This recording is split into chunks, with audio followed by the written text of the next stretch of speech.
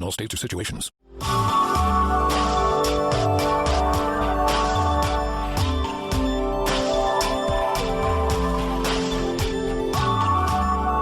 Welcome to the Beverly Hills Plastic Surgery Podcast. I'm Dr. J. Calvert today, here with my most non-dysmorphic co-host, Dr. Millicent Ravello.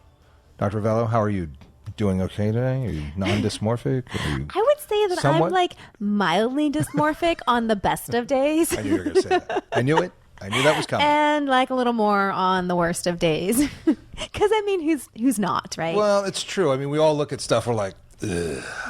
And no matter like how we look, we all are critical of ourselves. We are, some less than others. Yes.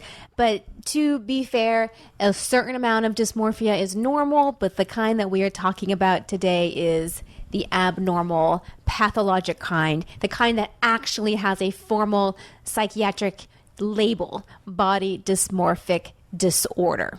Correct. In the psychiatric world, this is a known disorder, and it causes people a lot of problems. Right, because what they see when they look in the mirror and the image that gets translated to their brain is not at all what the rest of the world is actually seeing. So they see the tiniest areas of deformities or no deformity, and in their mind, it is the biggest, most ugliest, worst possible thing that could ever happen to them. And the rest of us are left going, huh? Yeah, and just, this happens where... and this is what tips me off to the diagnosis that I clearly missed. It's after surgery, and you're standing there with a patient who has a great result with whatever, and there's me and the nurse and my scribe and the fellow, and the patient's pointing to stuff that isn't right in their brain, and we're all going like, what are you talking? You look great. Have you seen you? Because you look amazing. This is a great result. And they're like, what do they pay you guys to say that? Well, no, we want you to be happy with your result. And clearly the result that you have is not only acceptable, but it's good. And yet you're seeing something that makes you anxious and cringe and angry.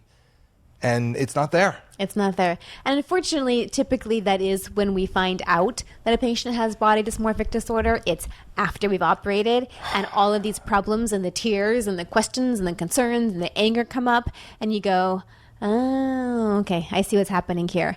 Ideally, we'd pick it up before.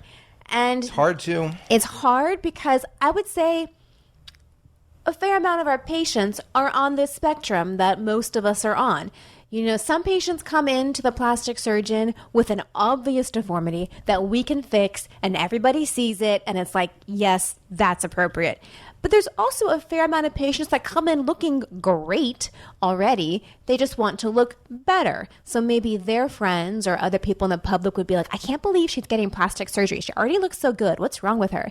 But to that patient and to the plastic surgeon, we say, yes, you look great, but we can make it better. We can give you bigger breasts. We can give you smaller breasts. We can do a little bit of lipo here.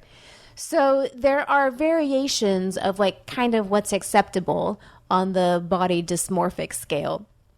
But we're really talking about the ones that come in with red flag warnings where, yes, like I just said, a lot of times we miss them. But if you pick them up ahead of time, it's the patient that is perseverating over a very minor defect or a very minor flaw or problem with a previous plastic surgery. Or they come in and say that they've seen 5 other plastic surgeons who haven't wanted to help them. That is a huge red flag. That is like, put the brakes on. Yeah, for sure. My hecklers are going up.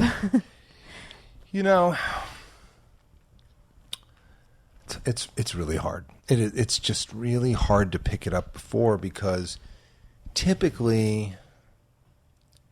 we're empaths. Right. We are empathetic. We want to help. Yeah, and that's what we do. And when patients complain and they're pointing at stuff, you kind of want to help. Right. The problem is when there is something you can do. That's right. When you're pointing at something and maybe it's small,